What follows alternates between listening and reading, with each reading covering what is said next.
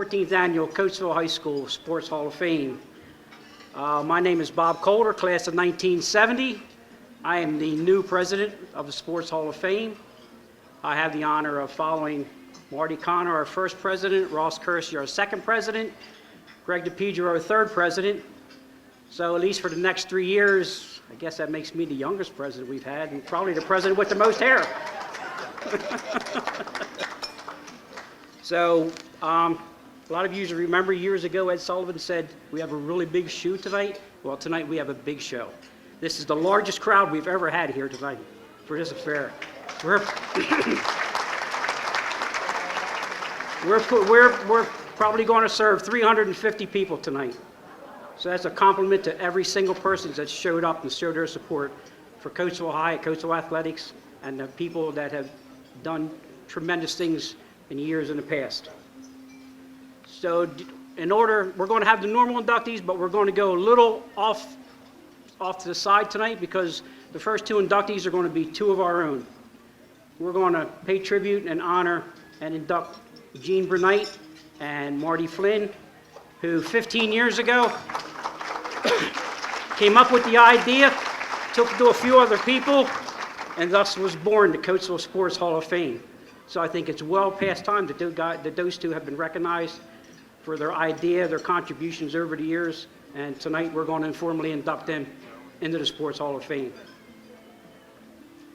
So tonight we're going to be escorting the current inductees into the Hall of Fame. They're going to be escorted by members of our committee. First up is our leadoff hitter, our leader in base steals. That's Mr. Jean Burnite. He'll be escorted by Doc Bonzall, who is an original member of the Sports Hall of Fame.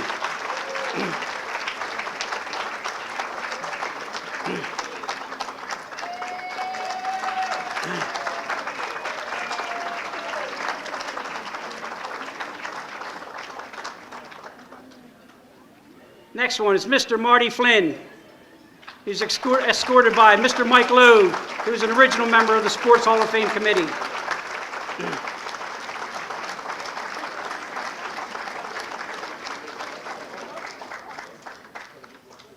Next, we have our J. Max Stuber Award winner, who is Quentin Deidrick, a gym teacher from years ago who has since passed on, but his son and his family is here to recognize him. That's Mr. Craig Deidrick, and he's escorted by Tina and Dave Stuber of the Stuber family.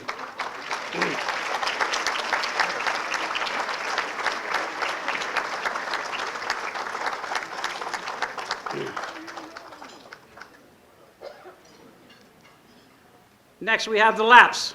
No, they're not Amish. We have Matt Lapp, escorted by his Hall of Fame dad, Dave Lapp.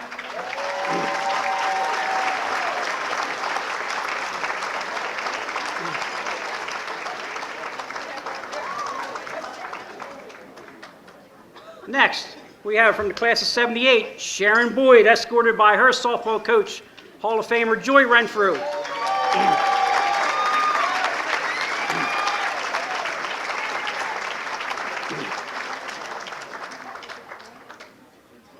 Next, we have Ryan Primanti, a member of the Primanti family, escorted by Ernie Perella.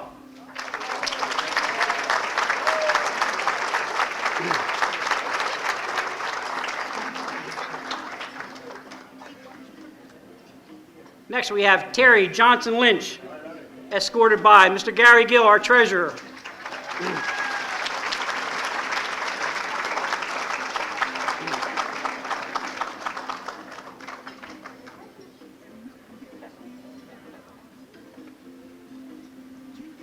And we have our two old-timers. First one, the pride of West End, Mr. Pete Marciniszyn, escorted by Bill Richards, a member of the Old-Timers Committee.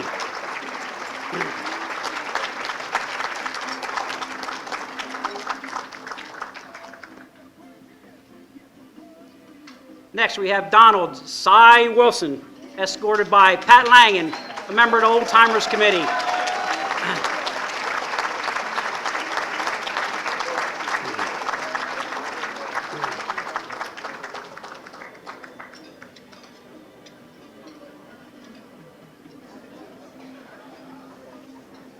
Next, we have Marty Eggleston, escorted by Mr. Ross Kershey.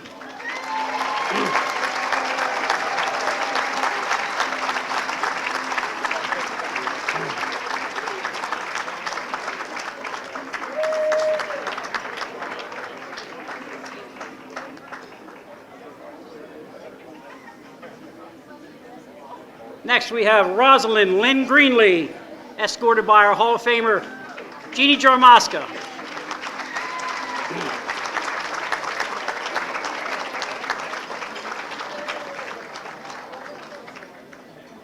And last but certainly not least, we have Kevin Hunt, escorted by Mr. Al Andrews.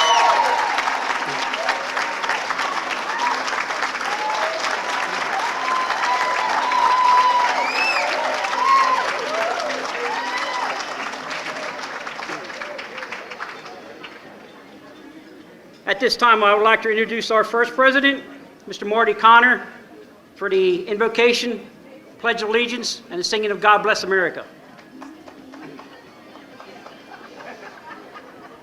Shall we stand for the invocation? Please remain standing for the Pledge of Allegiance and singing of the God Bless America.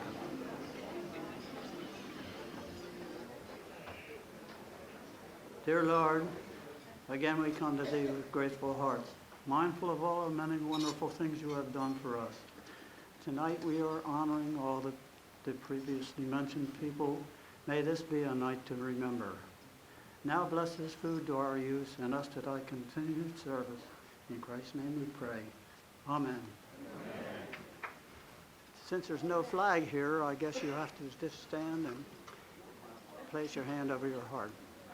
I pledge allegiance to the flag of the United States of America and to the republic for which it stands, one nation, under God, indivisible, with liberty and justice for all. Join me in singing God Bless America. God bless America, land that I love, stand beside her and guide her through the night with her light from above. From the mountain to the prairies, to the ocean, white with foam. God bless America, my home, sweet home. God bless America, my home, sweet home.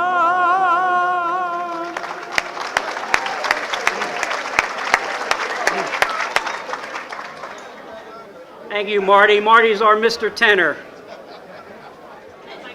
At this time, I want to call up Rich Saylor, who is on the board of directors of the Coatesville Country Club. Rich wants to make a new comment. That card's got to be moved. Good evening, everyone. I'd like to welcome you to the beautiful Coatesville Country Club, and I'd like to, on behalf of the Board of Governors and the members of Coatesville, thank the Hall of Fame Committee for continuing to sponsor this event here at Coatesville. Quite honestly, I don't know where else you could have an event of this magnitude anywhere else other than maybe a high school cafeteria. It's been an interesting month for the country club. As you probably have read in the recent article, we are in very fine shape. This club was established in 1921, and we fully expect to be here for our centennial in 2021, and we hope the Hall of Fame will be with us as well. Thank you for being here tonight.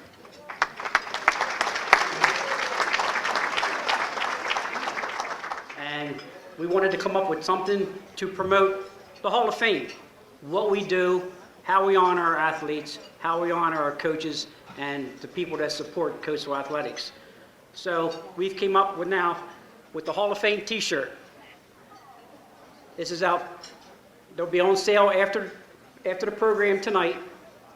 This is the front, Coatesville High School Sports Hall of Fame, and on the back, honoring our coaches and athletes, student athletes. So it's not too bad for about a month getting this thing out and getting it out for a month so we can have the t-shirts ready to go tonight.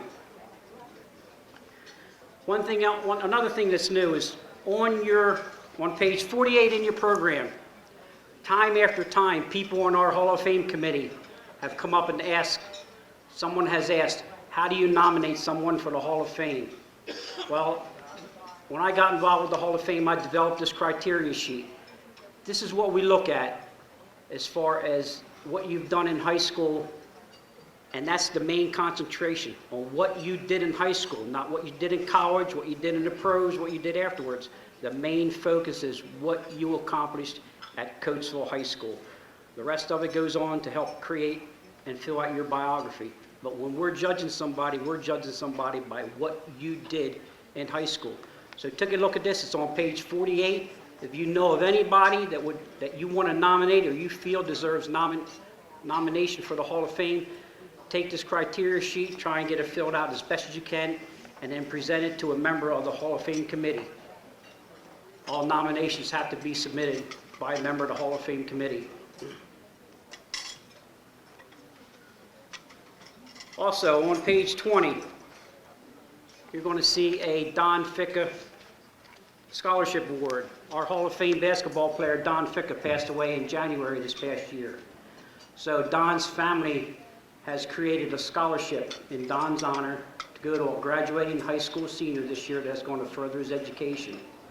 The information about that is on page 20 of your booklet, and you can see Greg DePedro if anybody else would like to contribute to that. This year's recipient, the first one ever, was Joe Lewis Jr.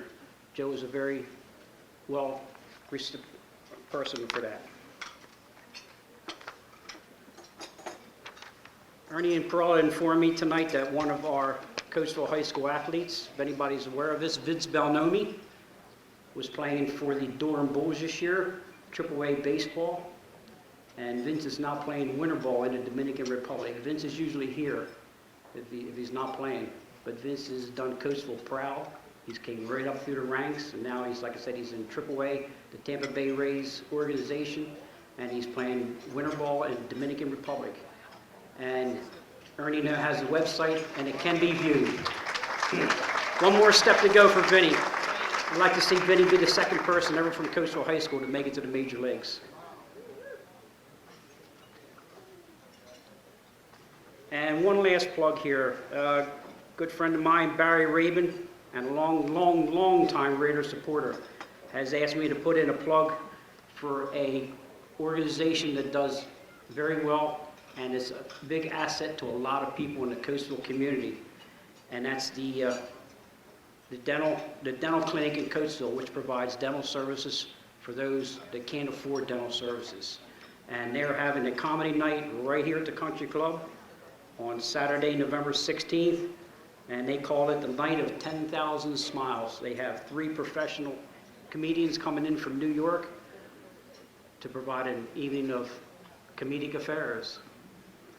So if anybody is interested, see Barry Rabin. Barry, where are you? Barry's over here in the corner. See Barry Rabin, and he will take care of you. Okay, on with the program. The word of the evening tonight is multi-sport. As most of the members of the current Hall of Fame are in there, you're going to see that most of them were multi-sport athletes. Tonight's inductees, 8 out of the 12 inductees are going in, either excel from anywhere from 2 to 5 different sports. And that includes the coaches too. So you participated and or coached in 5 different sports. So the first 2 inductees tonight are our own Gene Burnite, Marty Flynn, and for that presentation I'd like to call on Ross Kershey.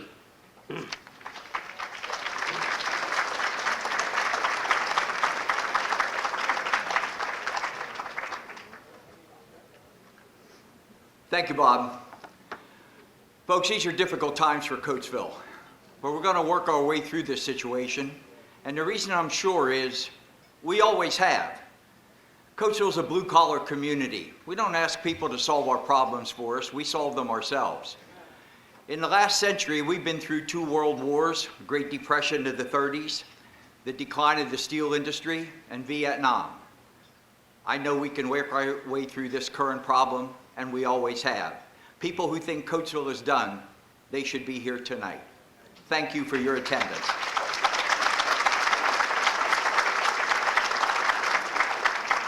It's my honor to introduce the 2 men who are responsible for this organization. There haven't been too many great things happen to the Coatesville community in the last 20 years. I would like to think that this organization is one of, if not the best. And we're here tonight honoring 2 of the men who made this all possible. Both of these men were great athletes in Coatesville High School. They could be members of this Hall of Fame themselves as athletes. Both of them have turned it down. So we're honoring them tonight as founders, although both could go in as athletes. Gene Burnite was a great football player for Coach Ted Daly. He was team co-captain in his senior year. Marty Flynn won 10 letters in high school. He was captain or co-captain of football, basketball, and baseball at Coatesville High School. And here's something else all of us should know about Marty Flynn. He had a conflict tonight. Marty Flynn was to be inducted into the New York Military Organization Hall of Fame as one of their alumni athletes. And he was to receive that award tonight from Donald Trump. Instead, he's here with us. That's Marty.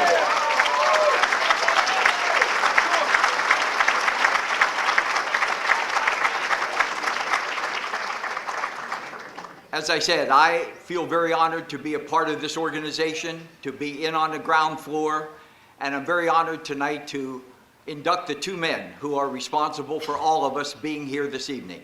I'd like to bring them up now, Marty Flynn and Gene Burnite. Thank you.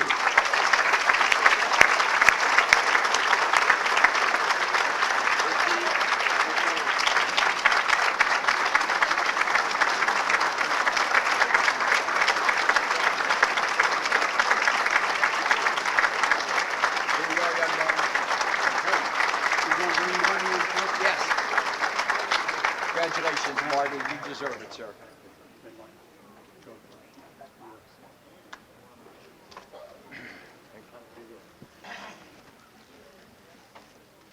Gene and I thank you for this recognition tonight. We are very proud that we founded the #1 high school sports Hall of Fame in Pennsylvania. And the proof of that is in the attendance tonight. Again, thank you. May the Coatesville Sports Hall of Fame continue its great reputation. Thank you again. Good job. Stay here with me. Yes. 2 old men, nothing to do better, but we're here tonight. Good evening, everybody. It's nice to see you all. At my age, it's nice to see anybody. Yeah? I want to thank our committee. You people are great.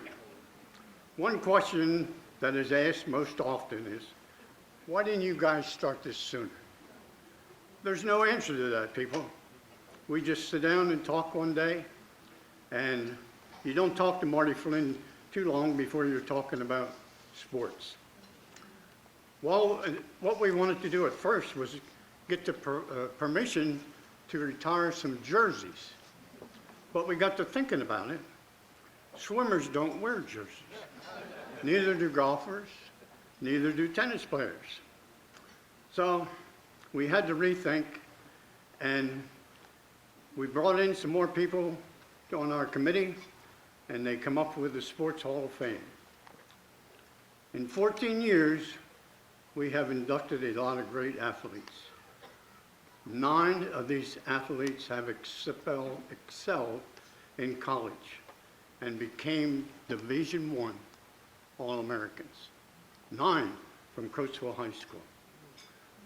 So, Marty and I, we planted the seed. Our committee made it grow. And did it ever grow? But tonight, to my committee, I've been keeping a secret from you guys for 14 years. Tonight, I'm going to tell you what that secret was. You see, we have a silent member on our committee. This person has never voted on anything in our meetings. They have never came to anything or had anything to say about our committee. But what I want to say tonight is, I was given the job as ticket chairman. Over the course of 1 year, I received a lot of phone calls. And when it gets closer to our banquet, our ceremony, the phone calls double. When I am not home, my wife Janet takes the calls. She has sold tickets to people over the phone that she doesn't know, that want to pick up tickets at the door and pay for them. There's nothing wrong with that. She also tells people how to get to this building. It's really been a blessing that I have someone like that telling it. So people, tonight, the silent member on our committee is my wife, Janet.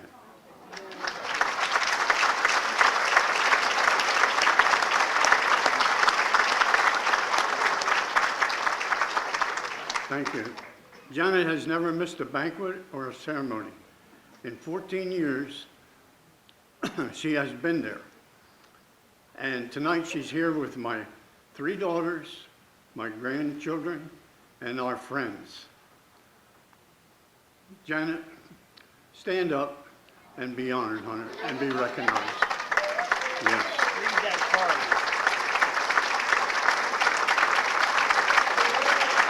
Thank you. You said read that. You said read that. So, thank you, committee. Thank you for people for coming and supporting us tonight. And may God bless each and every one of you. Thank you very much. Huh? Yeah. Very, very good. Congratulations again, Marty. Thank you. Nice of you to be with us tonight, Gene. Yes, sir. Thank you. Congratulations, buddy. Okay. Yes, thank you. Appreciate it. Marty, you deserve it. Thank you.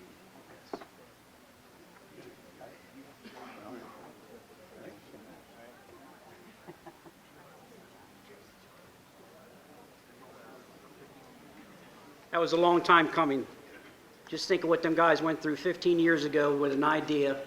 Took it to a couple other people like Ross and Greg and Mike Logan and all that, Janie Johnson, who were on the original committee, and this is what it's blossomed into. It has gotten bigger and bigger and bigger every year. After tonight, we will have, where's my notes at? We will have 151 people in the Coatesville Sports Hall of Fame.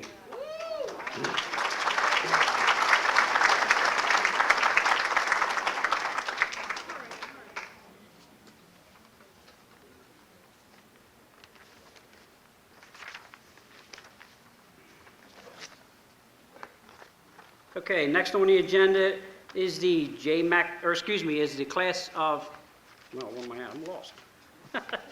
Guys took my notes. Yeah, is the 1952 track team. This was started 2 years ago.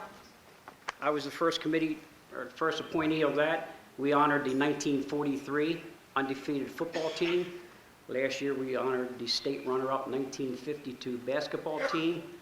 Tonight we're going to honor and pay tribute to the 1952 track team, state champion track team.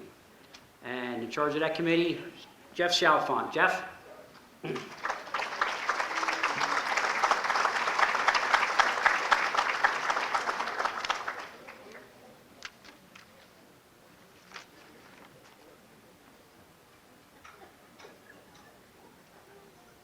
Good evening. Coatesville High School has had 8 team championships, 8 state championship teams in its illustrious history. And the first of those state championship teams was the 1952 boys track team. And I would ask that all the members that are here tonight please come up to the podium. Come on, boys. This team won every dual meet.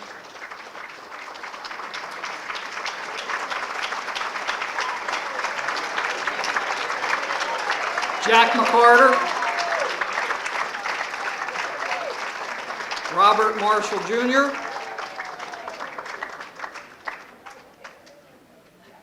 Maitland Harvey.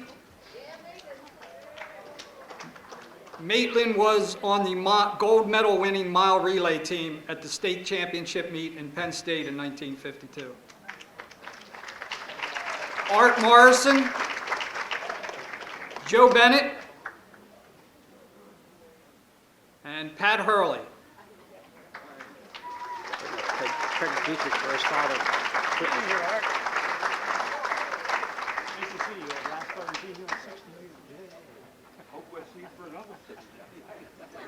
I had the pleasure of Clarence Smith's daughter.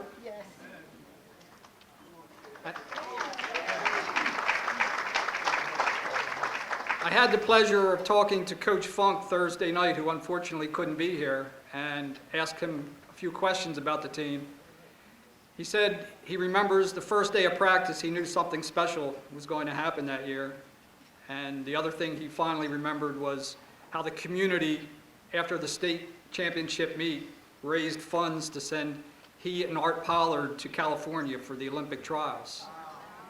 Art was recovering from a pulled muscle he had suffered at the state championship meet and was one of only 2 high school runners competing in the trials for the dashes, and acquitted himself, made the school, himself, and the community very proud, and Coach Funk remembers that quite vividly. Coach Funk also deflected any credit for himself and said he was just fortunate that he had a bunch of great athletes and he was along for the ride. But I think we all know better than that. He did have great athletes, but they had a great coach and a great motivator. He also spoke very fondly of his coaches, Quentin Deidrick, who we're honoring this evening. He had some wonderful things to say about Quentin, Bill Ransom, and Pat Carson. So again, it's an honor to present the first of Coatesville's state championship teams, the 1952 boys track team. Jack?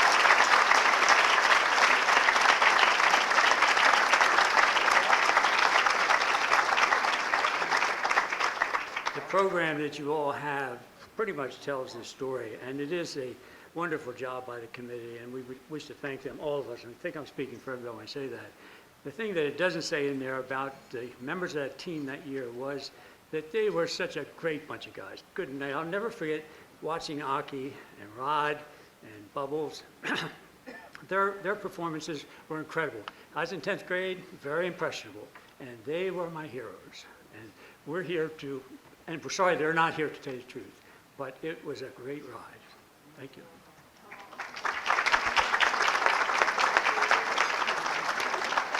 Thank you.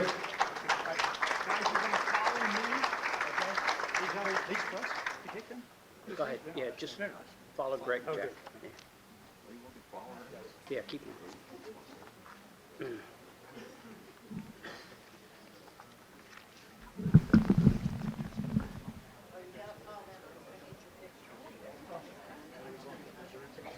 Yeah.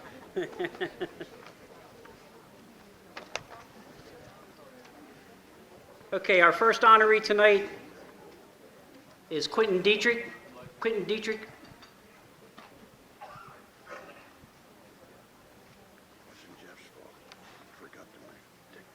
Dick Patterson. Is he here? Oh, I'm sorry. Where's Dick? Dick Patterson was a member of that team also. Jeff, well, unfortunately, we omitted him. Where's Dick?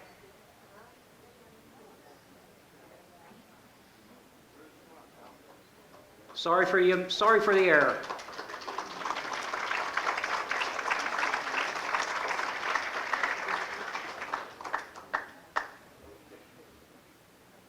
Okay, our first honoree tonight is Quentin Deidrick. Quentin Deidrick was the assistant coach on that 1952 team, coached by Walt Funk. And Scotty Kershey is in charge of the J. Max Stuber Committee, and it was their decision to award this year's award to Quentin Deidrick, who I will call up Scott, and he will take care of the award and be presented by the Stuber family.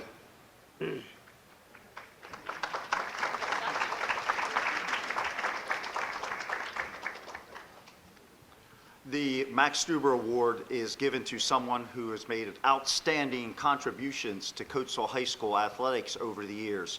Perhaps not a great athlete, perhaps not a head coach you all know about, but someone who has made major contributions.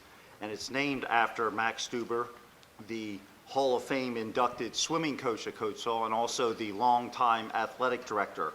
We wanted to give an award for people to recognize their outstanding contributions to athletics in Coatesville, and we couldn't think of a more worthy person to name that award after than Mr. Stuber. Many of us in this room know him very well and knew him very well over the years. And at this time, I'll introduce his daughter, Tina, and then David, who will be introducing our award winner this year. Tina.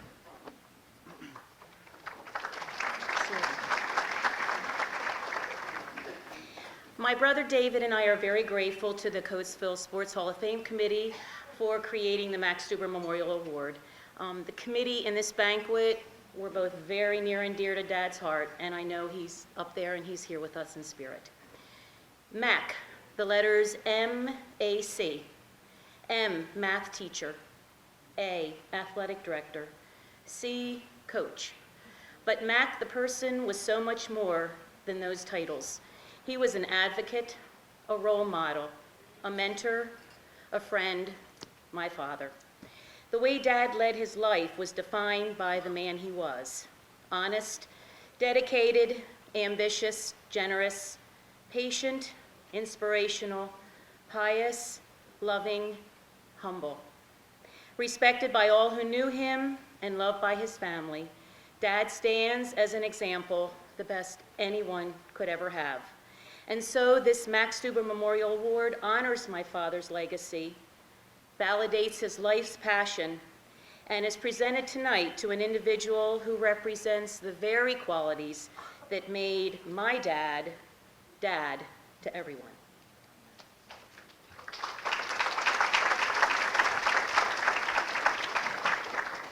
Thanks, sis. Quentin Leslie Deidrick. His name certainly has a regal sound to it. To all his friends and loved ones, they knew him as Deets. He just happened to be my 9th grade football coach. Some superlatives that come to mind might be big. Bigger than life, big heart, big smile, big hands. Just a big man, and big aspirations also. He heralded from the Wyomissing area, and he was fortunate enough to be coached by his father. And he lettered in 6 sports. He played soccer and football. He played basketball and swam. He played baseball and was on the track team. On the track team, he ran the 100, the 400, and participated in all the weight events. You might say he was a Jim Thorpe type. He was even training for the decathlon after stellar careers at Penn State and Franklin and Marshall Academy. But unfortunately, the war in 1940 cut those dreams short. But that's when Deets became our hero. He was one of our boys that stormed Utah Beach. And I think everybody can imagine what that day must have been like. He survived the war and returned home to his loving family, his loving wife and son. Then he made the move of a lifetime. He moved his family to Coatesville, and that's where he cemented his legendary status as a teacher and a coach. He taught at Gordon, he coached there at the high school, and Scott. We should all be honored to recognize a man who stood for God, his country, his family, and his community.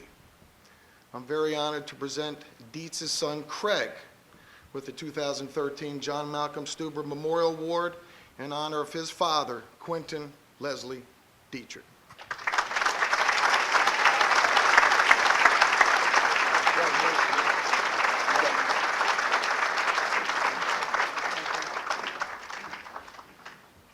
Wow. Not too much more to say. It's great to be back here in my hometown to accept this award in my father's name. I'm especially excited that he was awarded the Mac Stuber Award. I was privileged to have Mac as a math teacher when I was at Coatesville High School.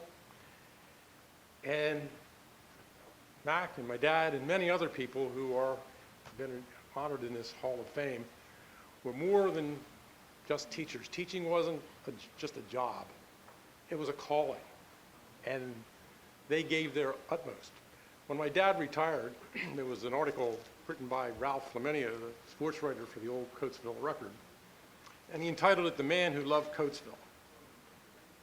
And I think that says it all. My dad loved this town. He loved the kids. He never cared about the spotlight. He just wanted to work with the kids, inspire them to excellence. And many of those he coached are in the Hall of Fame here, including those on this 52 track team. And also my good friend and brother, John Joe, and his lovely wife, Marie, who are here also tonight.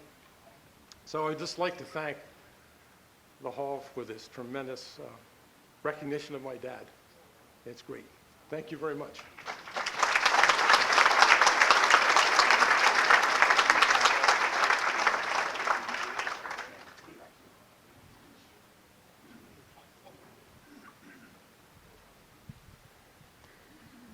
Yeah, Dietz was a tough guy. I got the chance to have a couple close encounters with Dietz.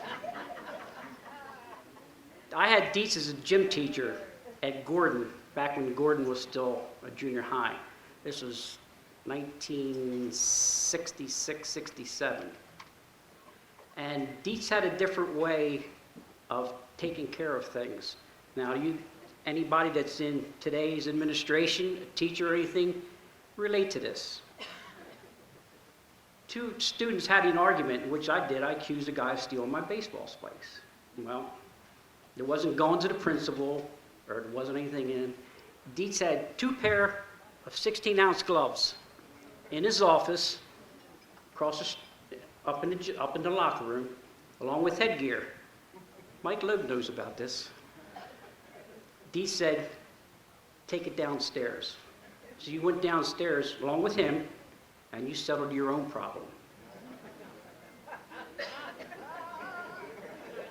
I got my spikes back. Yes, I did. And the best one about it is, in 9th grade, we had gym class over at Ash Park across the street from Gordon. And up in the Walnut Street area was the old basketball court. Well, during gym class, another classmate of mine, we were up there playing basketball, and we were smoking. Now, he didn't catch us, so we got turned in. Because I heard somebody say, "They're up there smoking." So, Mr. Deidrick didn't say anything. He just said, "See me in my office after gym class." So we went into the office there, and he said, "Underpants only." So in the boys' locker room at Gordon, Deidrick's office was over here. Right across the hall was the utility closet. So he said, "Go over there, I'll be over." So we went over there, closed the door, and Dietz had a paddle about this long with holes in it. Him and John Downing had paddles at Gordon with this long, with paddles in it. He said, "Turn around and face the door, hands up on the door." 3 times. Needless to say, we didn't smoke anymore after that. And the ironic thing was about it, the irony of it all, I was president of the Non-Smokers Club. That didn't last much longer neither. And I didn't say anything to my parents or anything, but my dad, I don't know how he did, but he found out. And he come up to me and he said, "What happened?" I told him all about it. He said, "You know what? He should have hit you 3 more times for being stupid." Yeah, yeah. So yeah, Dietz was tough. He was tough, but he was fair. I loved the guy. He really did. He was one of my favorite teachers back then. But you look at that picture that's in the book right now, and It's a good picture of Dietz, but he was a big guy, and he was tough. And I was just informed that Dietz was also the assistant coach on the state champion 1974 boys track team from Coatesville High School. So Dietz had 2 state championships to his credit. All right, before we get started here, I want to pay tribute to some of the former inductees who are here tonight. I hope I don't miss anybody. Believe me, it's kind of tough to see everybody that's come in. I have people out there spotting for me. From our original class, class of 2000, we have Mr. Bill Clinton. That's right here.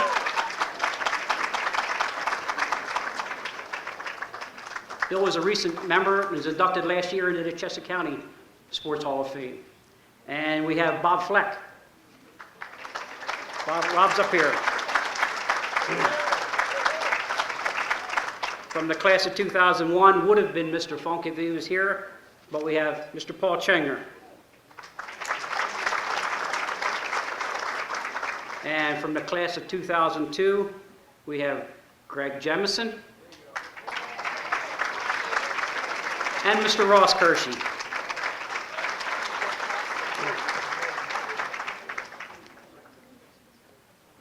Just wanted to reiterate one other thing of what Ross said earlier about Coatesville will survive this. You know, everybody, look around the room here tonight. We have almost 350 people here tonight. This is the largest crowd we've ever had for the Coatesville High School Sports Hall of Fame. And to me, I'm a Coatesville athlete, I'm a Coatesville supporter, I'm a Coatesville person. This is Coatesville pride. Not what you see in the paper.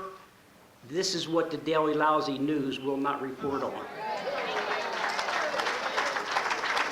They want to take it, the negativity and focus and run with it, but they will not report on anything like this that brings Coatesville to the forefront in a good light.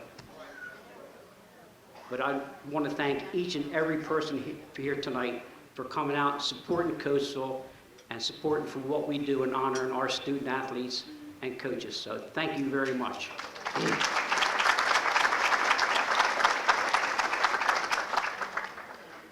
Okay, our first award winner tonight is Matt Lapp. Matt was a 3-sport athlete at Coatesville High School, excelling in cross country, swimming, and track. Matt won 7 medals in state championship competition, 14 District 1 medals in cross country, swimming, and track. And as a senior in the year 2000, Matt finished 10th at the state championship in cross country, pacing Coatesville to its first Class AAA state championship. In swimming, Matt was an All-American in Coatesville's 200 and 400 freestyle, and his name is still on the board at Coatesville High School. He still has a couple records. Matt, in fact, Matt holds a swimming record for the 500 freestyle and a 400 freestyle relay. And if you go to the gym or go to this pool in Coatesville, his name is still up there. Matt went on to a great career at University of Tennessee. He was co-captain of the cross-country team at Tennessee. Followed his father right on down to Tennessee. So this year, Matt joins his father, Dave, who was a 1974 graduate and is currently in the Hall of Fame. And I just found this out not long ago. Apparently there's a superstition in the Lapp family. There's a superstition about, for good luck the night of a race. I don't know what he did for swimming, but apparently for cross country, Matt liked to jump off the furniture in hotel rooms. It was usually on the night before a race, and I also told his father was included in this. So he'd climb up on the table and jump off the table and into the bed. Matt, don't jump off the table today, please. Tonight, no. And he would also try and find a number on his bib that was significant, which would try and bring him a little bit of luck. And at the state meet, his senior year, he had bib number 18, which at the time, that was his age. And he thought that would help. So it's my pleasure to introduce to you Dr. Matt Lapp.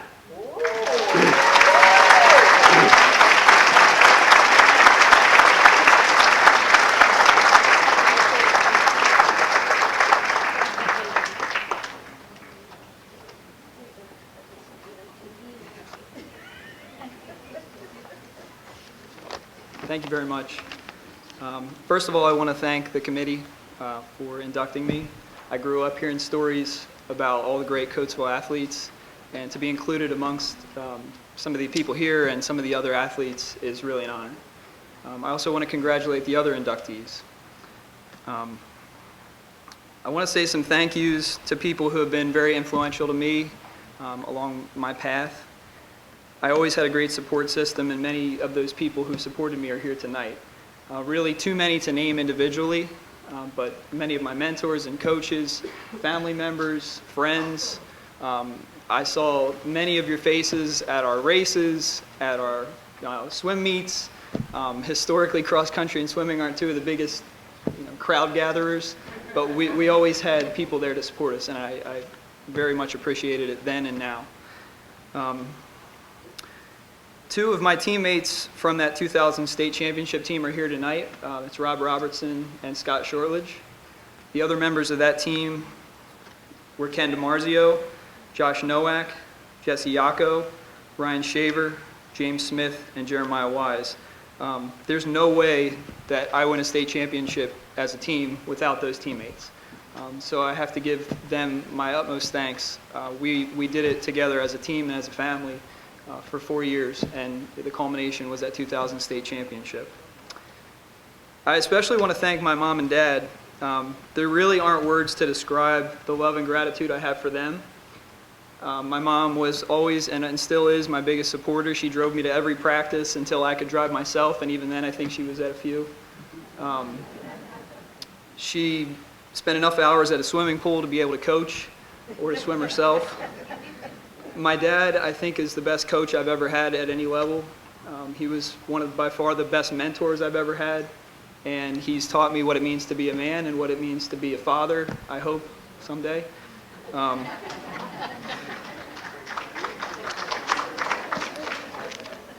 feel very fortunate to have grown up in Coatesville. I had an outstanding educational experience, I had an outstanding social experience, and I had an outstanding athletic experience.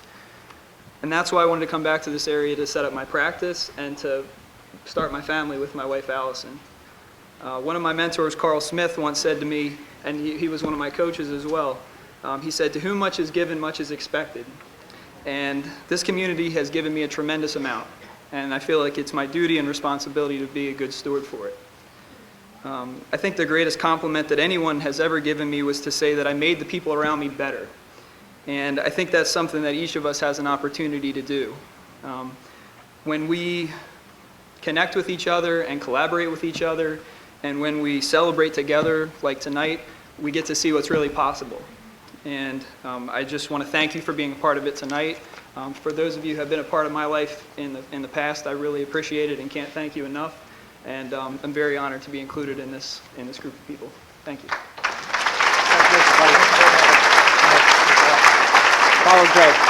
Back in the 70s, and she played 4 years of softball for our Hall of Fame coach, Joy Renfrew.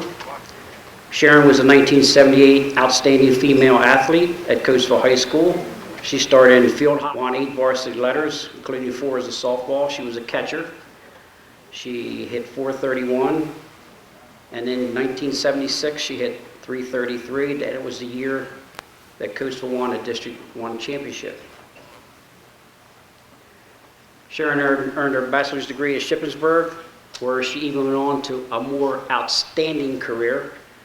She was a pitcher at Shippensburg, where she was 26-8 with a 1.16 earned run average. She was 17-2 in 1982 and established the school record for wins at an earned run average of .0.92. Shippensburg placed second in 1982 Association of Intercollegiate Athletics for Women back then in a in a Division III tournament. And in 1997, Sharon was also inducted into the Shippensburg Hall of Fame. Sharon still lives in the area, and she has a master's degree in counseling psychology from Immaculata and a certificate in secondary school counseling. She's worked in child welfare for most of her career. So it's my honor to bring up Sharon Boyd.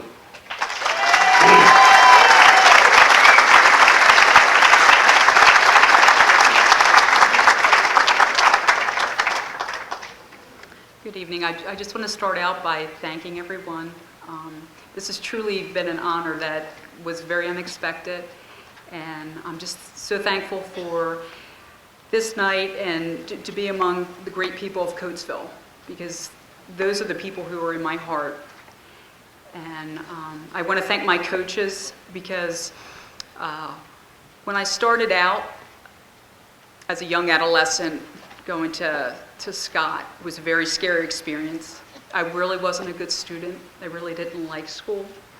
The reason I did my homework was so that I could play on the team. So I really didn't have a whole lot of foresight about what I wanted to do when I grew up. But I knew I wanted to keep playing sports and softball, so that's how I got off to college. I didn't know what major I would pick. But there were so many people who were instrumental in getting me to the goals that I achieved. And I would start out with my parents. My parents are blue-collar workers, worked hard. My dad at Luke and Steel. My mom was a homemaker. When he'd be laid off, she would go out to work and do whatever she could to support the family. They were just steady. They never pushed us. They just set a steady example of love in the way that they could love us, by providing for us. Their example just taught us how to be a family, how to be a team. And then when I went into high school, joining athletics, I saw my brother go before me, and seeing his achievements, my brother Dave, who played football and soccer and baseball, just watching his example encouraged me, and I thought, hey, I want to do that. Growing up with 4 brothers, that helps a young woman become an athlete. Each day, well, I'll start out by acknowledging my brother Brian, who helped me get there. As the only female in my family, I remember, I think I was like 5 or 6 years old, and I got this doll for Christmas. I think her name was Baby First Step by Mattel. Well, Baby First Step only took 1 or 2 steps. She was not walking by New Year's, because my brother, who liked to think he was a little mechanically inclined, wanted to play with me and the doll. So anyway, since I really didn't have a whole lot of choices in terms of playmates, I played with my brothers. And each day seemed like a day at the Olympics. We would, rush through dinner to go outside, and we didn't have a lot of bought toys, so we made the athletic events. We put the picnic table benches up, and we would see who could jump over them and not get hurt. Our swing set, see who could jump the furthest. So those were the ways I developed some of my athletic skills. I got to be soccer goalie, playing in the neighborhood. My brothers, you had to be better than the worst guy on the team. So that was always, I always had something to strive for. So those were the ways that I think I developed myself. And I attribute a lot of it to the coaches. I never really appreciated my coaches as much as I appreciated them once I started to coach. And I realized how hard that really is, and what dedication it is. And Coach Renfrew is here today, and I just owe a lot to her steadiness. Coach Jean Jarmosky, I don't know if I got your name right. She coached me in 9th grade.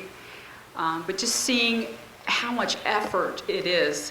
I remember I was coaching 5th and 6th graders, and you would have thought I was coaching like a professional team, the way I was getting into it. And I called Coach Renfrew.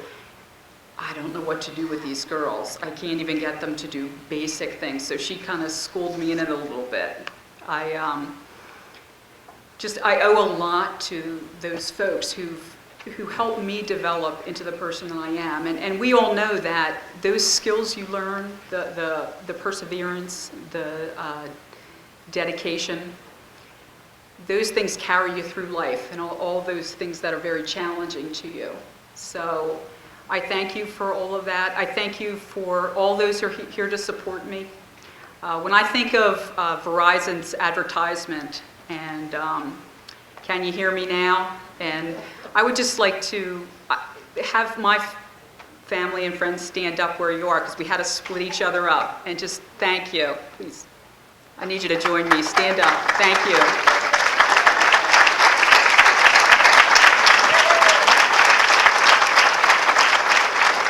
Thank you. Congratulations. Yes, sure. Just follow Greg.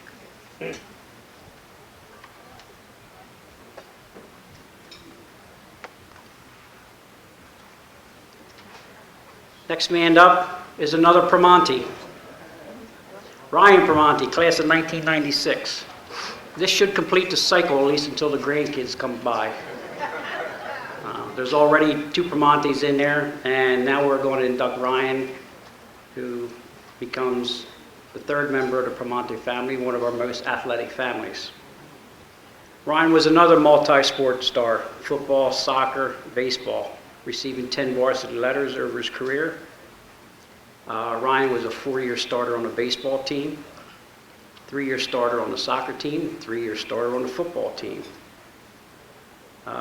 If you could read Ryan's bio, it's pretty impressive.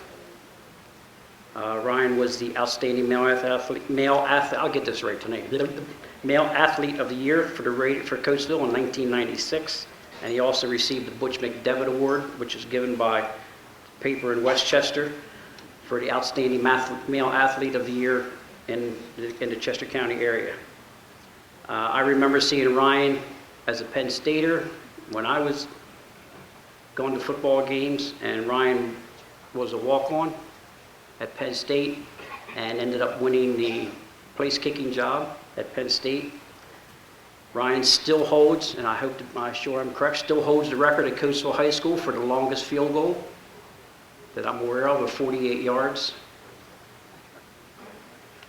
And in the year 2000, Ryan received honorable mention for the All Big Ten Conference as a place kicker. Like I said, Ryan joins his brother Rick, who was inducted for soccer in 2010, his brother Mark, who was inducted in for soccer in 2009.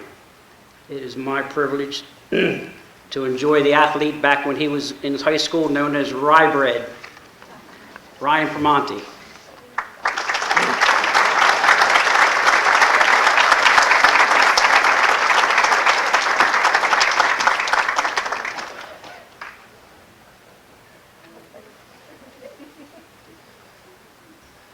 I just wanted to thank the committee first off, as well as all the fellow inductees.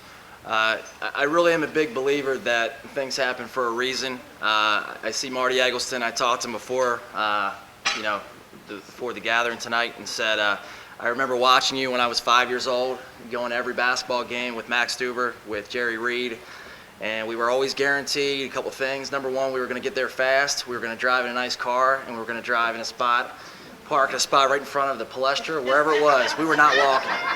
And we were always guaranteed good basketball. And it was disciplined basketball. You had Mr. Kershey coaching this, folks. So it's a true honor to be up here.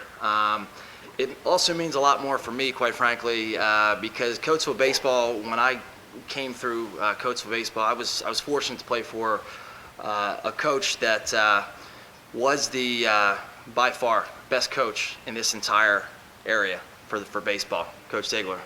And Coach Ziegler is still the best coach in this area. I hear his name time and time again. He should step down. He should move on. He's still the best coach. You still got him. You're going to be mad when you don't have him.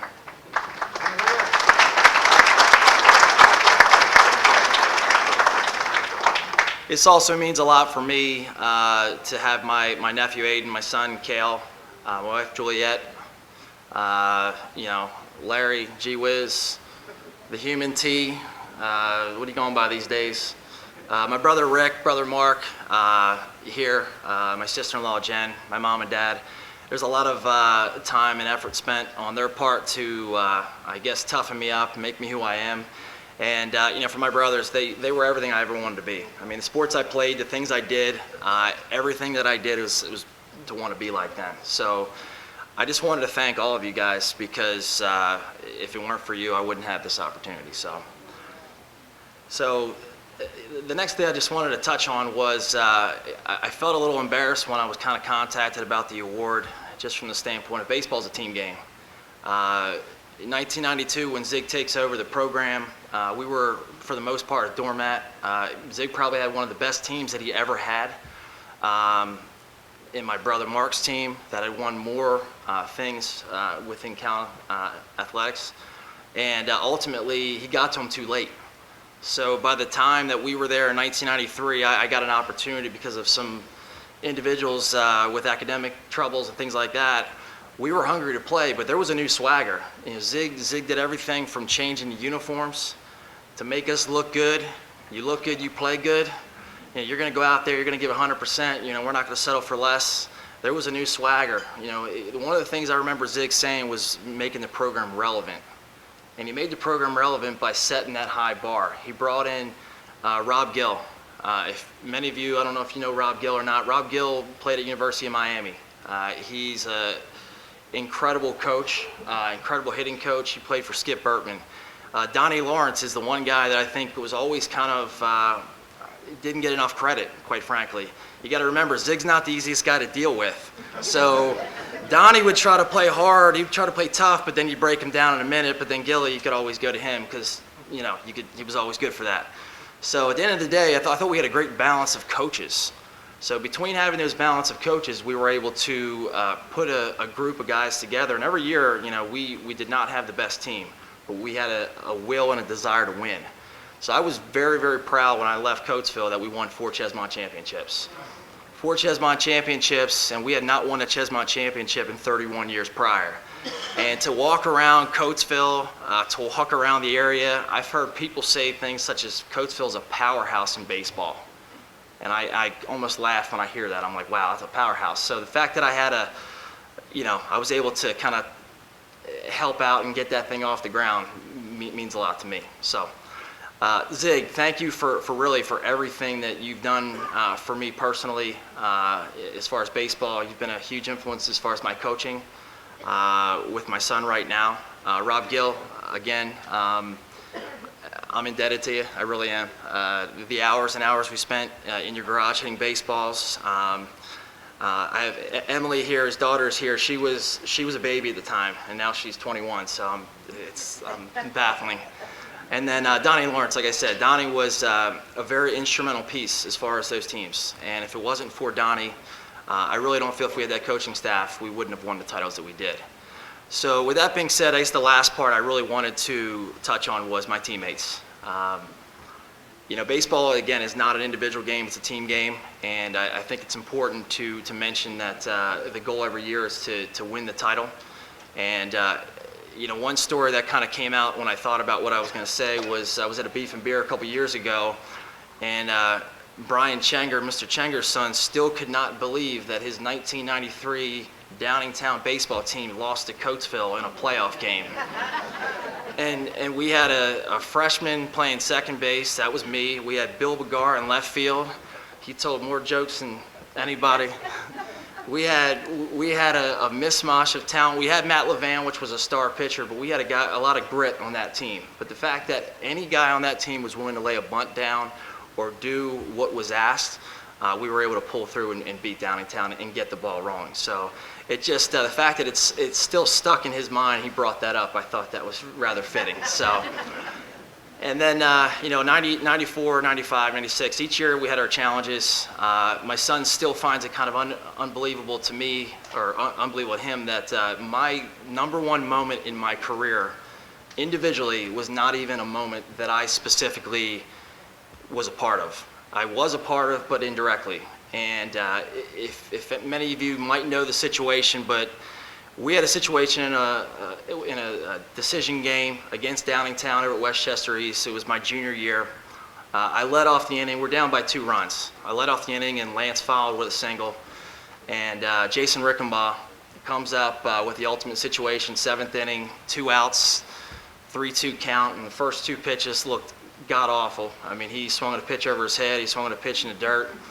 And then he hits a home run that, I mean, I don't even think the thing stopped yet. I think it's still going. And I really, it was incredible. And the fact that, you know, I could share with my son and my nephew that it's not just about you as an individual, it's about your team, that we were able to win that title and, again, keep it going. So I really feel that, you know, very proud that we were able to be a foundation for all these guys, you know, Brownie and all these guys that I'm hearing that are playing professional baseball or getting ready to. It's a real honor. So with that being said, the only fitting way I thought I could really go about this was I'm going to accept this award on behalf of the 93, 94, 95, and 96 Chesmont Championship baseball winning teams. Thank you. Congratulations, buddy. Follow Greg. So we'll take a picture.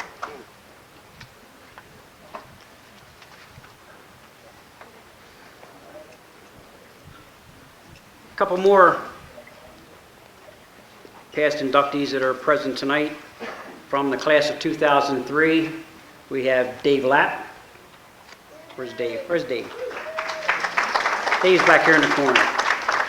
We have our current secretary of the Sports Hall of Fame, Nakia Crutchfield Moore. Where's Kia?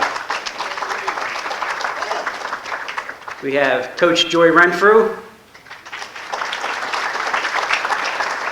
And from the class of 2003, Al Black. From the class of 2004, the Lewises, we have Glenn Lewis. And we have Harry Lewis. From the class of 2005, Coach Jeannie Jarmoska is in the back, and Rosie DeSanctis. There's Rosie all the way in the back. Thank you for attending tonight.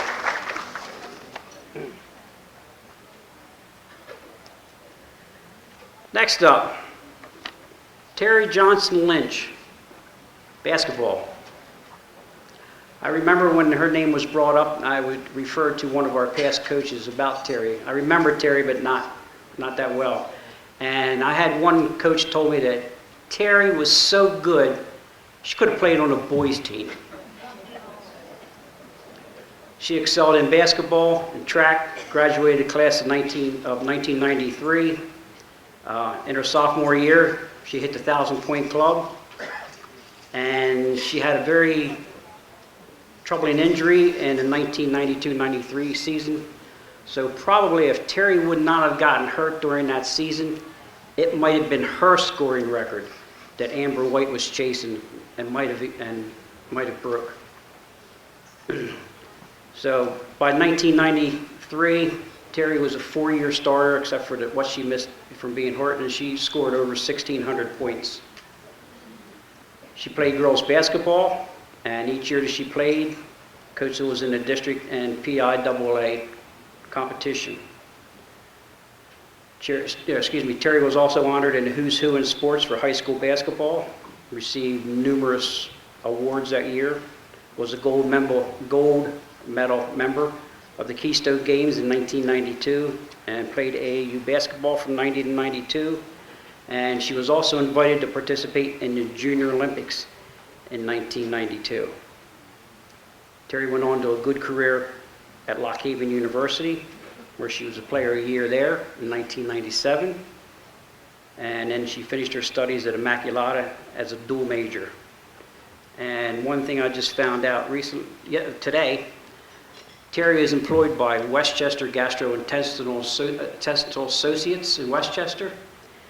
And yesterday, everybody in their office changed their scrubs to red and black in honor of Terri's induction into the Sports Hall of Fame tonight. I think that's thank you for paying tribute to Terri. So it is my honor to bring up Terri Johnson-Lynch.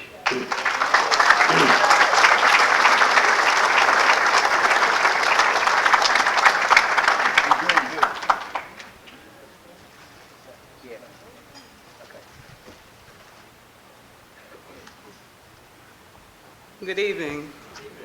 I'm not as swift with just standing here and talking, so I have my iPad. I'm going to piggyback off of Ryan Primanti. You have a great team because you have great coaches. Regardless of what the outside may say, coaches make the team, teachers make the students. So as I see everybody sitting in this room, Coatesville's going through a lot right now. Our students need us. I'd like to see this turnout at the board meetings, at the events, at the swim meets, at the basketball games, at the debate teams. Everything that the Coatesville students do, this is what we need for them. So I'm challenging all of you to support our Coatesville students, because at this time, they do need us. Thank you.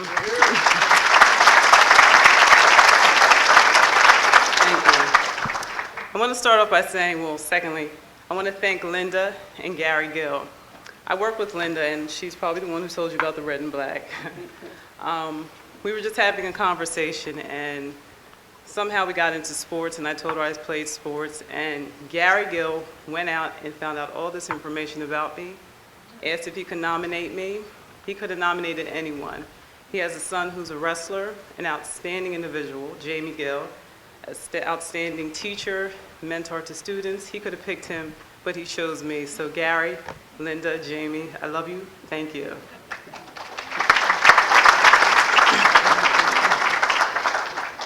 I had the privilege of working with some amazing athletes: Sasha Gaffney, Lynn Rolls, Teresa Powell, Tisha Allen, Tok Wright, Tammy Williams.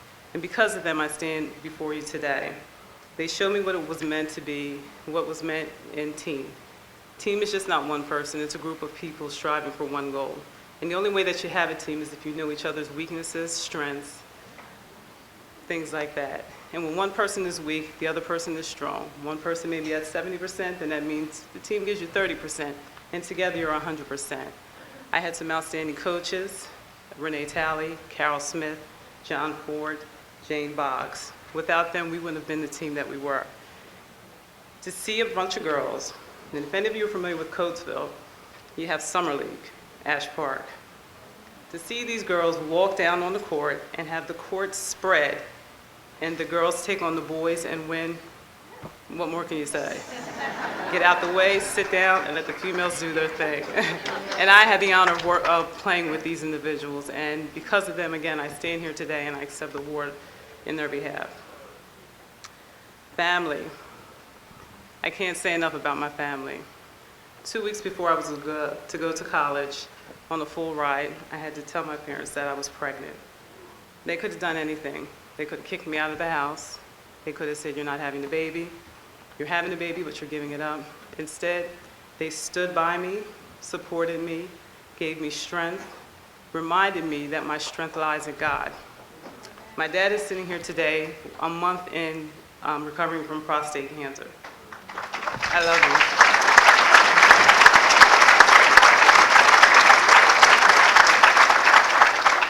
He used to take me down to Everhart Park in Westchester as a little girl, and I would be on the sidelines, and as his friends played, he would be out on the court playing.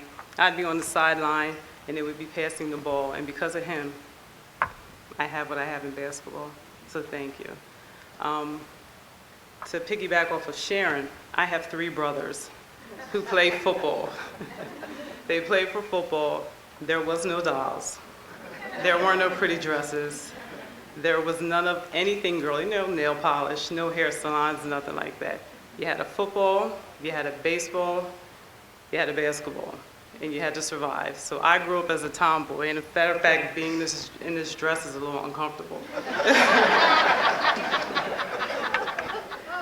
But I work for my husband, so. But to my parents, because of you, I was able to continue with my education, continue to play basketball, and my daughter is now 20 years old and a student at IUP. So because of you, we are here. And I can't explain how much you, my mom, my brothers, my new family, the Lynches, my husband, and my 4 children mean to me. I do everything because of you and for you. Thank you for this. I can't tell you how much this means to me. And again, what I see here is what I like to see for our students of Coatesville. Thank you. Congratulations. Thank you. All great, all great. Very nice.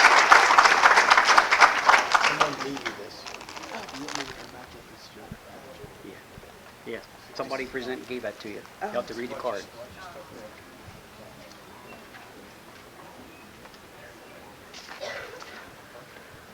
Some more past inductees that are here tonight. We have another Lewis, Doug. Where's Doug? Doug Lewis, from the class of 2006. Also from 2006, the Skoog, Skoogie Smith. From the class of 2007, one of our old timers, Nicky DePedro. Where's Nick? I know he's here. Surprise. There he. Okay, well, we haven't heard him, so I thought maybe he wasn't here. Another one from the class of 2007, Mark McWilliams. Mark's in the back here. And also from the class of 2007, Bill Mendenhall.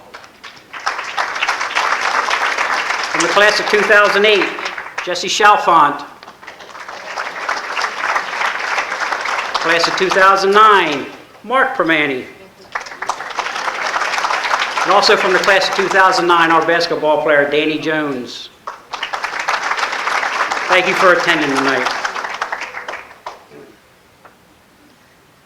Now we get into our old timers. Excuse me a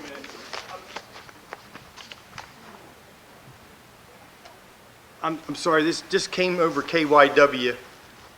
Bob will tell you. Oh. It is with the saddest heart that I must pass on the following news. Please join me in remembering a great icon of the entertainment community.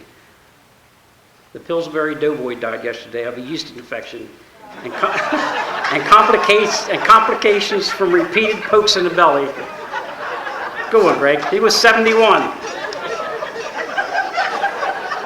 The Doughboy was buried in a lightly greased coffin.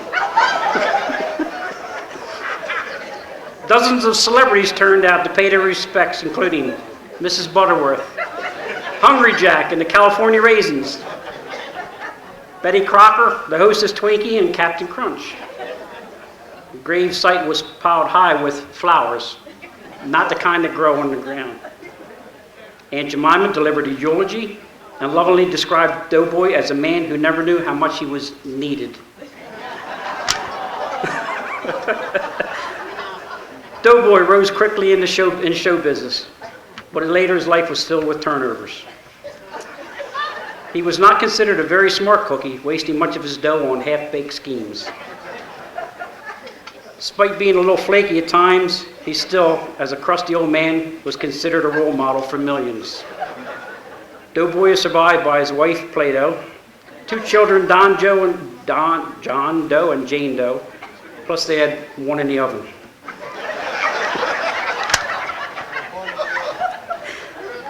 He is also survived by his elderly father, Pop-Tart. The funeral was held at about 3:50 for 20 minutes. And a lot of people didn't know that, but I think he was a member of Congress.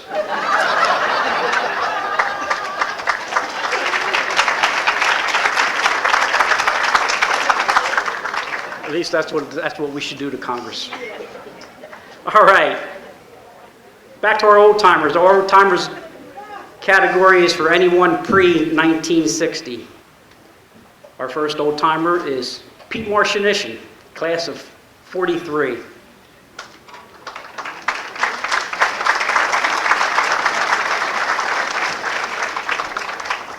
Pete was a part of the Coatesville football area from 1942 to 44, which at the time was considered the best in the area. They had won 22 straight from 1942 to 1944. And there's a number of people in the Hall of Fame tonight, along with Pete, that played on them teams. Pete was a two-way end and captain of the 42 championship squad.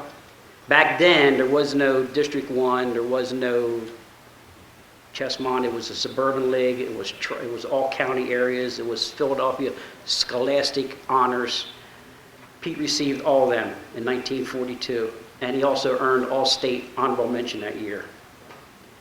And the one thing about Pete was our legendary coach, Ted Daly, created a list after he resigned as coach of his all-time players. Pete was listed as the all-time end on Coach Daly's list of his greatest players that he had coached. Unfortunately, Pete was like most other athletes in that area. He was taken in by World War II. He enlisted in the service before graduating, served 2 months before commencement, or actually he went in 2 months before commencement, so he received his diploma in the mail. And Pete was stationed in the Pacific until the war ended. Pete went on to come back to Coatesville, got a job at Luke and Steel, like all of us, and we're still there. And for many years, Pete was a fixture in the West End. So we call Pete the pride of West End. So it is my honor to bring up our first old-timer, Pete Marciniszyn.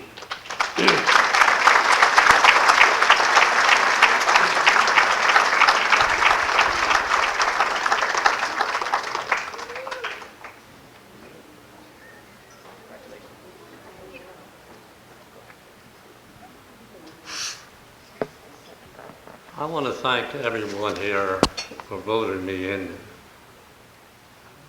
as what I'm getting right now. I would like my son to say a few words. Is that okay? Sure. Well, I'm going to try to keep it really short, which is probably something that other people probably tried not to do, but I'm going to try to keep it short on my father's behalf. I'm the youngest of three. I was the surprise in my father's family, so to speak. I guess the good thing is that my father was a co-captain of a team because he knew how to take a surprise later in life and kind of do something really, really good with it. And I think that what my father learned from playing football was respect, was teamwork, and a great deal of love and companionship. And that's something that he transferred over to me, to my brother, and to my sister. And all of those members of the family that have now been born and kind of go on with the lineage line. And I think that's a good thing because it's kind of hard to forget the name Marciniszyn. So if you screw up, you really have screwed up and they know exactly who you are. I didn't know a lot about my father's football career until I did research and looked through the newspaper, and I was really impressed. Not that I wouldn't have been impressed with my father, but I was very, very impressed, and so was my brother and my sister.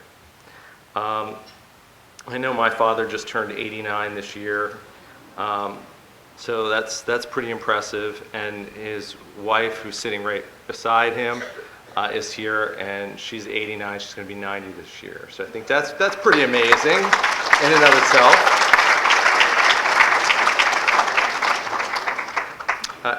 Growing up, we really didn't have very much because, working at Lucan's, people got laid off. But the one thing that we did have was an awful lot of love. And we were always taken care of, and I always felt safe.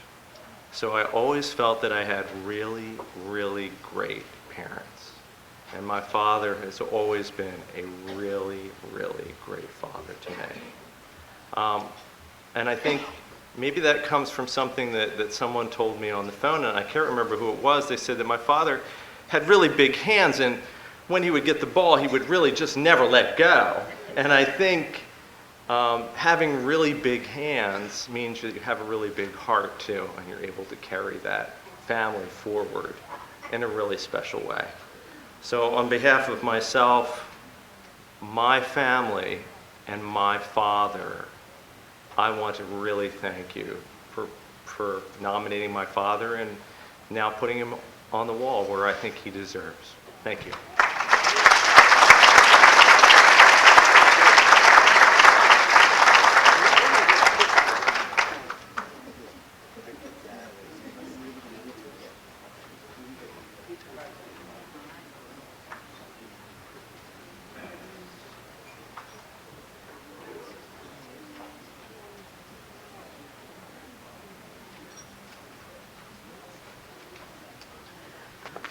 Our second recipient under the Old Timers category is Donald Cy Wilson, class of 1953.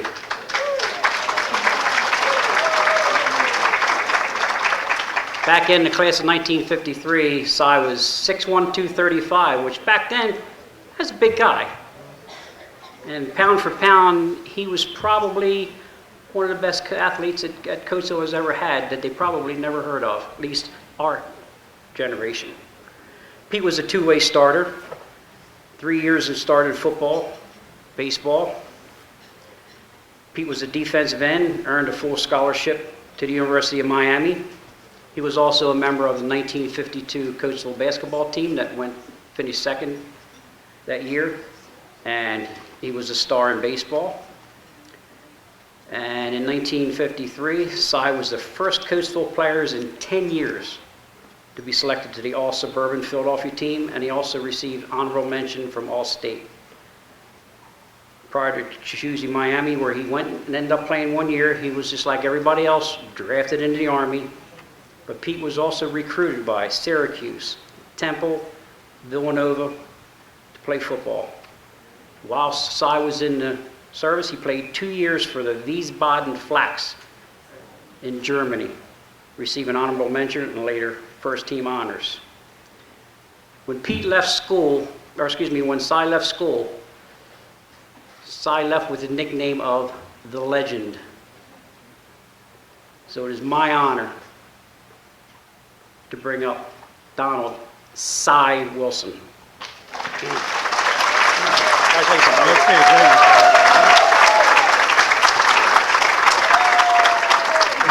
Thank you very much.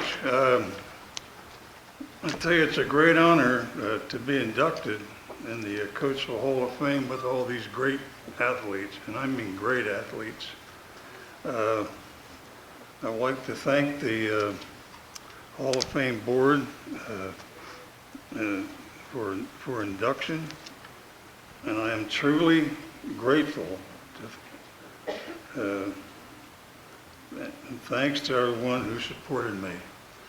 I was going to sing a song, but the voice is not good tonight. Thank you very much.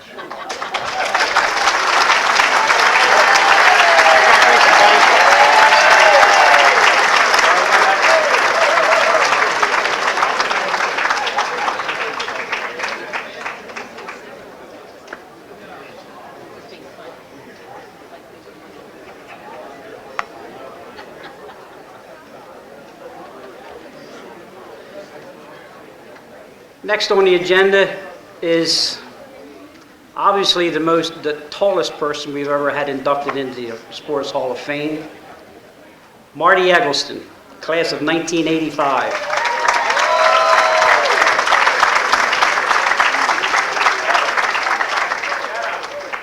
Picture this now, we have Marty Eggleston, and then we have Lynn Greenlee up here and down here. We have to make sure we get a picture of them two together. Everybody knows about Marty and his basketball exploits. Marty was a member of the 1984-85 team, along with other Hall of Famer Dave Thompson, who also was on the team with Jody McMullen. They ended up playing in probably, before the state championship, probably one of the most high-profile games in Coatesville history. That was against Carlisle at the Hershey Park Arena. I was there along with probably most of the people in there, and it was a sellout. There was probably 8,000 people there. That Carlisle team contained Jeff Lebo, Billy Owens. Coatesville gave them a valiant fight, and that was in the state quarterfinals that year. In high school, Marty was part of the dunking duo, along with Marty and Jody McMullen. Marty is the unofficial dunk master at Coatesville, the unofficial rebound leader. Marty scored 1,000 points for the Coatesville Red Raiders and estimated more than 1,000 rebounds. He was the most valuable player in '84. He was honored 6 times for for Chestmont Basketball Player of the Week, First Team All-Chestmont Selection, Street and Smith All-American, McDonald's All-American, and also played in back then the prestigious Dapper Dan Roundball Classic. Marty was also recognized as one of the outstanding young men of America in 1985. Went on to a great career at Kutztown, where he also scored over 1,000 points, was inducted into their Hall of Fame. And then Marty went on to play 11 years of professional basketball in the United States, in Europe. And there was a picture that Marty sent in that he was in Poland, playing in Poland. And he pulled a chocolate thunder, down, just like a Darryl Dawkins. Brought the backboard and everything else down. Marty currently is the head basketball coach at Lorain County Community College in Ohio. And his wife was also a Division I All-American player at Cleveland State. It's my honor to bring up, obviously the tallest guy, Marty Eggleston.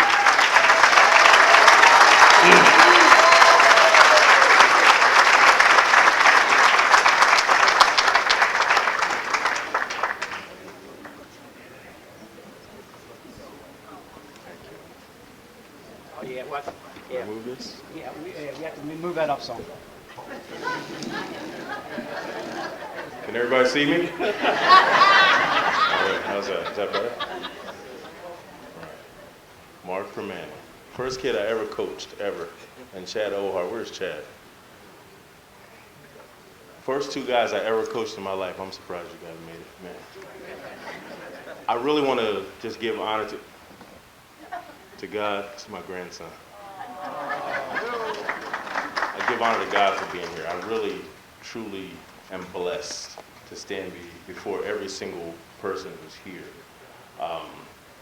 You know, I read that list on page 48 that talked about all the accomplishments at Coatesville, and I really feel like, sadly, that's probably the least I've ever done in my life.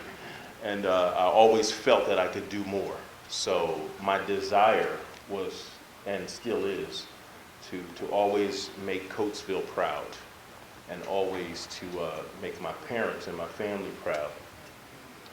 There is a strong lineage of athletes in my family. I think I'm the 8th member of my family to be inducted into this Hall of Fame. So I'm proud of that. What has been and is more important to me than anything is family. And I thank my family for their support, the support they've given me my entire life. As I've coached and played throughout the years, I've told the young people that I have stolen from every single person that I met, and that includes people here. But what I realized is that I didn't steal, because every single person who has imparted wisdom and imparted support and knowledge in me has freely given that. So I'm truly grateful.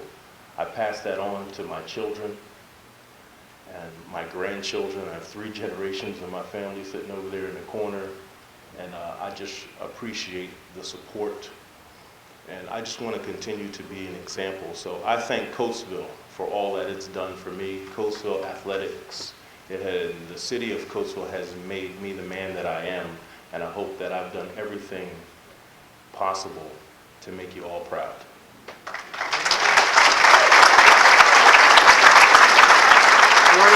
Congratulations, buddy. Here, I'm going to present that to you for your grandfather, okay? Can you take care of that? Good job. Thanks, bud. Come on, let's go.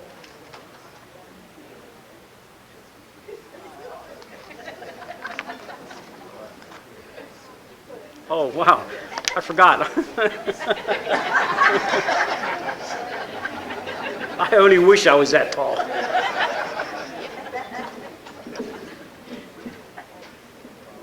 I might even have to lower it a little bit more when Lynn gets up here. A couple other members of previous Hall of Fame inductions. From the class of 2010, We have another Max Stuber Award winner, Mr. Bill Richards. Where's Bill at? From the class of 2010, one of our old-timers, Marty Connor. Marty's back here. Another one of our class of 2010 was another Primanti, Rick Primanti. Rounding out that class, right here, Dr. John Joe. From the class of 2011, over here, Lance Ziegler. And from the class of 2012, last year's inductees, Sonny Gracia.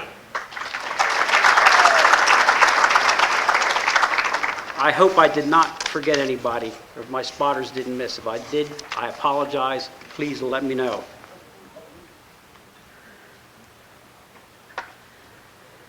Next up, Lynn Greenlee.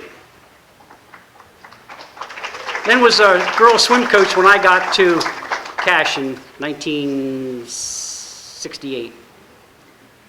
Lynn coached 5 sports in her career, in her coaching career. Field hockey, swimming, cross country, track and field, and in the 9th grade she also coached softball. I think the one thing that Lynn stands out the most is Lynn was a pioneer. Back in the late 60s, Lynn, along with a couple other coaches in this area, or excuse me, in this room tonight, filed suit against the Coatesville School District, which eventually led to Title IX and brought on equity in girls' sports back then. I know it was trying times back there because I've heard stories of how they had to go to testify in different areas, and they really fought hard. The school board did not want to provide equity in girls' sports back in the late 60s and early 70s. So Lynn, for you and for everyone else, I thank you very much.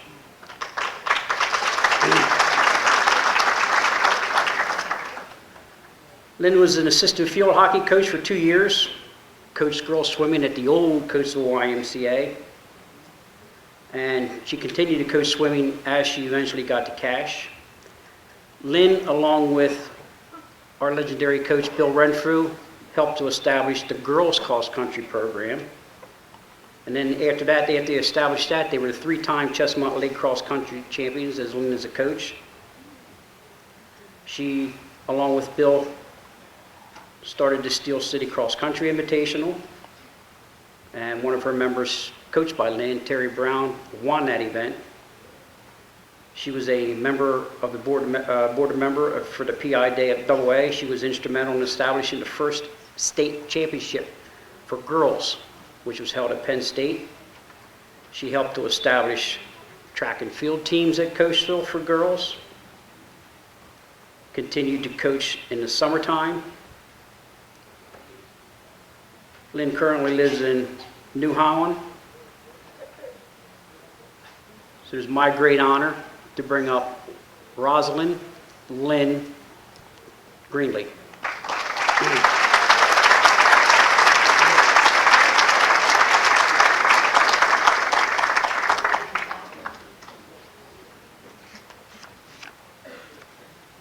Thank you. Thank you very much. It's good to be here, and I thank the committee for being so kind as to include me. I debated whether to tell you that when I was sitting at the table when it was almost my turn, one of the ladies said, well, if we have many more inductees, you're going to be one of the old timers.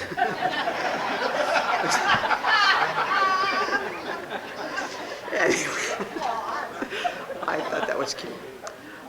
Anyway, it has truly been a privilege to be honored this way.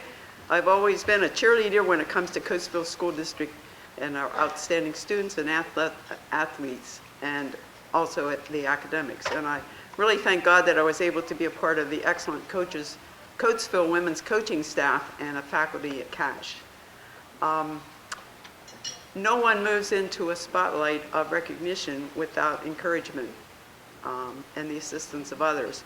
And C.S. Lewis said, the next best thing to being wise oneself is to live in a circle of those who are. So I'm going to share a few of the wise ones. that helped me through the years. And it started with Mike Randler almost 50 years ago when we moved into the new school.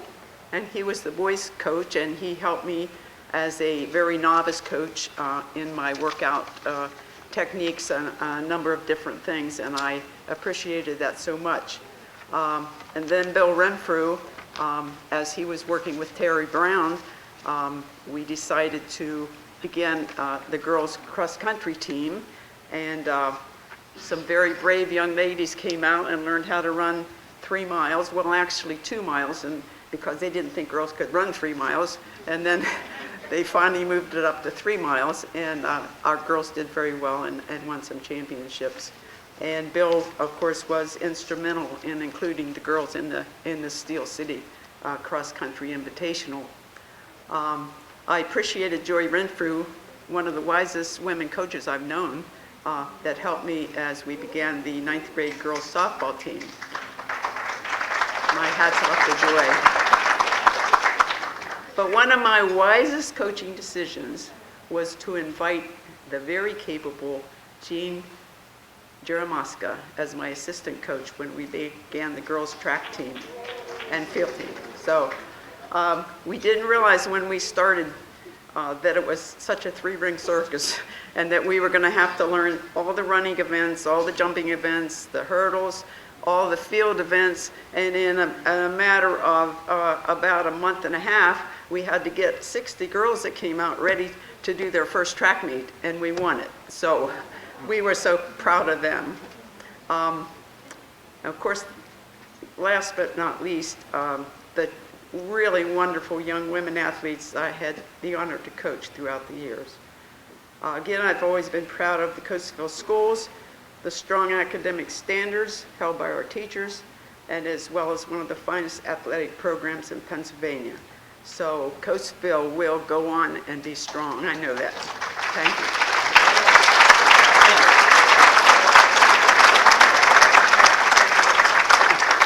Congratulations. Thank you. Thank you. Our last inductee tonight, and certainly not the least. Class of 1979, Kevin Hunt.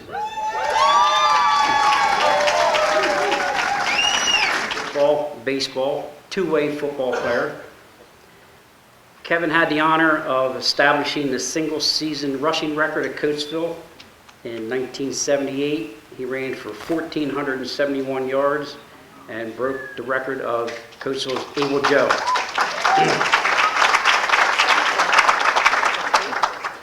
That year, Kevin had 19 touchdowns, 116 points, and Coatesville was 9-1 and took second place in the Chesmont that year. Kevin was elected co-captain his senior year, and he was a two-way player besides his accomplishments as a running back. His best accomplishments might even have been on the defensive side of the ball. He was an all-league selection at football and at linebacker, was the most valuable player in his Chesmont during his senior year, was an all-area linebacker, and was an all-state selection at linebacker his senior year. Kevin was a starting third baseman in baseball, leading Coatesville in home runs batted in when it won the Chesmont League that year. Kevin was also president of his high school class and was the commencement speaker that year. Kevin went on to play baseball at Cal as a freshman before transferring to Geneva College. And for the past 26 years, Reverend Kevin has been a senior pastor at Trinity United Bible Church in Coatesville. Kevin and his wife Lynette live in Coatesville. They have 5 children, 4 grandchildren. So it's with my honor to present Kevin Hunt.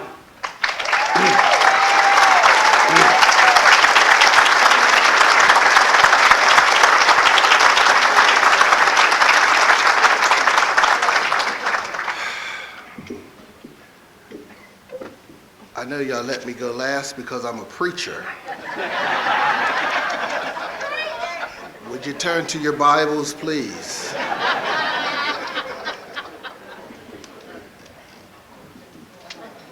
To be honest with you, I'm blown away being here. In my heart, I'm saying, what an honor. You know, what an honor.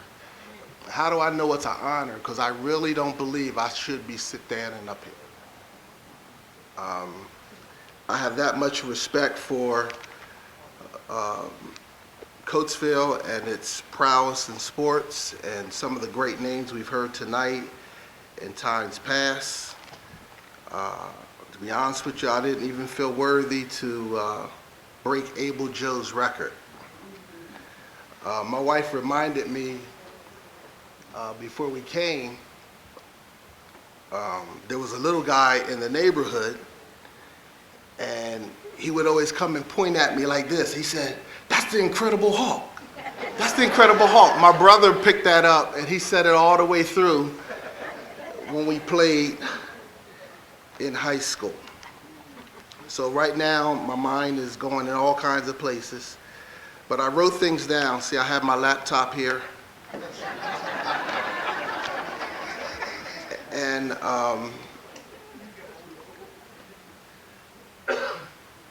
it's a wonderful thing.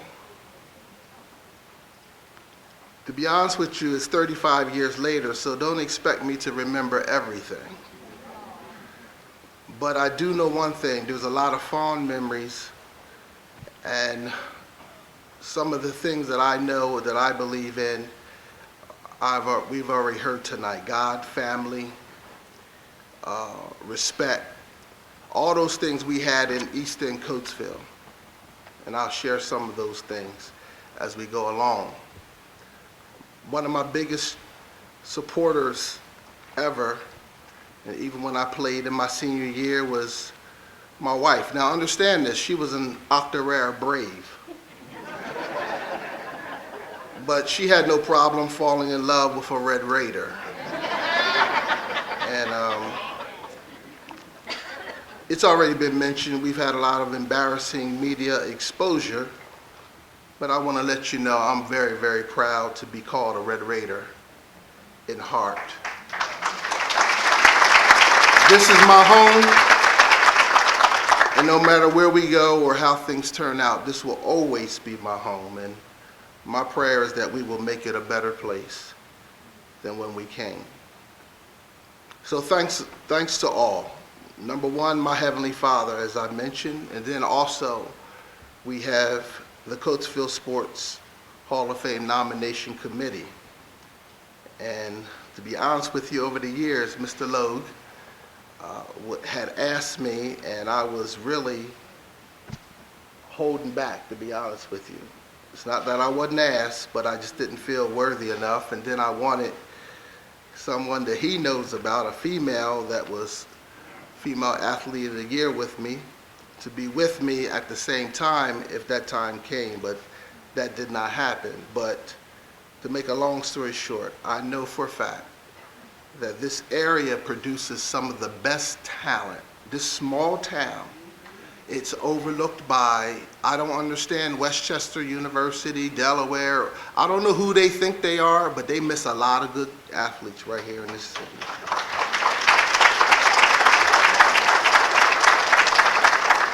We were in this place during the summer, and Mr.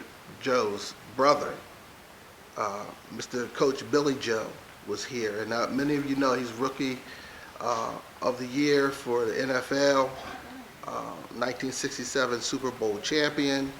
I think he's third or fourth in winning the most Division I, Division II coaches, in history. All this from Coatesville. And he explained, sitting next to him, that he came from Carver's Court. Now, I have a confession to make. I know we're not in church, but I'm going to try to confess anyhow. Even to this day, I still have a long and a hard time liking the dogs. The Downingtown Whippets. And I've been a Christian since my youth. So if I ever didn't make it to heaven, blame it on legendary coach Al Black, put all that hostility in us just so we could win a football game. Matter of fact, these glasses aren't even mine. They were given to me by a longtime friend, member of the team, with me at church, escorts me in and out, still blocking for me in all kinds of ways. Robert Green Sr. Please stand, Rob. That's my man, Rob. And Timmy Flynn, please stand. He's one of my favorite of my class, of Flynn. So when I hear about Marty and his exploits, I'm gonna tell you now, if that guy was just 4 inches taller, you'd have seen him in the NFL. Unbelievable athlete, one of the best secondary guys Coatesville, I'm sure, has seen. Matter of fact, I know he used to have the record for interceptions. But again, I'm grateful for all. That includes all my coaches all the way up. I don't know if y'all remember Midget League Football, a man named Dazio. Coach Kimes, Midget League coach, Mr. Tedeschi, Mr. Cool, Smooth Tedeschi, Mr. John Taylor, Mr. Godler, remember him? I ain't gonna tell you what he called us on bad days. Coaches Frampton, Mr. Carl Smith, he's Mr. Everything. I mean, sports-wise, coaching, discipline, the whole bit. Coach Ingram, Mr. Jim O'Donnell, Mr. Rissell. Remember Pop Ransom? He's a legend in our community and pushed summertime athletics. And then you mentioned Mr. Quentin Deidrick. I didn't get a chance to have him as a coach or directly as a gymnastics coach, but I'm gonna tell you, what he would tell us in the hallways and wherever we were like around him, he would always prepare us. He says, now you gotta do this and you gotta do that, because when you get to high school and play under Coach Black, what he was doing was setting the bar higher. And he was creating vision in our hearts. And so I'll never forget Mr. Deidrick as well. And then Patsy Lepore and all that, along with Coach Black, we were treated like kings. And we didn't know it. How do I know that? Because he gave us free soda before the game. But we also have other people who have taken interest in me. And thank you again for nominating me. Mr. Ross Kershey, Mr. Black, and all of you are like legends to me in all respect. Again, I mentioned my wife, Lynette Marie. Please stand, sweetheart. She has the nerve to be with me for 35 years. We have 4 daughters and a son.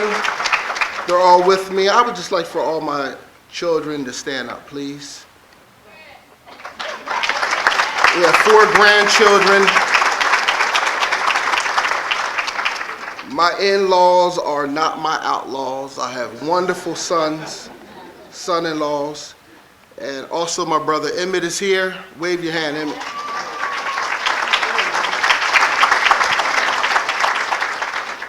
A lot of people would ask me, is little Emmett your son? You know, I wanted to just lie, but I said, no, I'm a pastor. I look down and say, he's my nephew. And to all my wonderful church members that are here, please stand, everybody. And this is just a few, but they love me, and I'm so grateful for every one of them.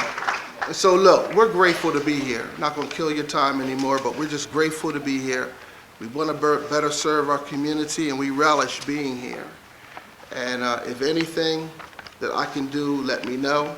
But when it's all said and done, we want to give back more than what we've been given. God bless you. Thank you, Kevin. Congratulations, buddy.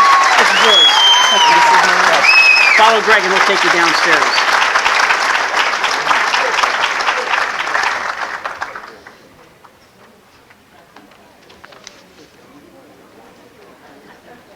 In closing tonight, I want to reiterate what's been said numerous times before. Get out, support Coatesville. This is Coatesville pride, right here. You'll never see it like this anywhere else. I want to thank everybody for attending tonight, and all inductees, please don't run off. We need all inductees tonight up front here for a group picture. You'll see cards on the tables around here. That is the Coatesville Sports Hall of Fame website. Please visit it. They have the pictures and biographies of every person inducted into the Coatesville Sports Hall of Fame. It is also on the back of your program tonight. One person I would like to thank Mr. Mike Logue, who is our banquet chairman tonight, for an outstanding job putting this thing together for 350 people. I hope to see everybody here next year. We will be here next year. Third Saturday in October, October 18th, 2014, right here at the Coatesville Country Club. Everybody, thank you for attending. Have a safe trip home, and we'll see you all next year. Thank you.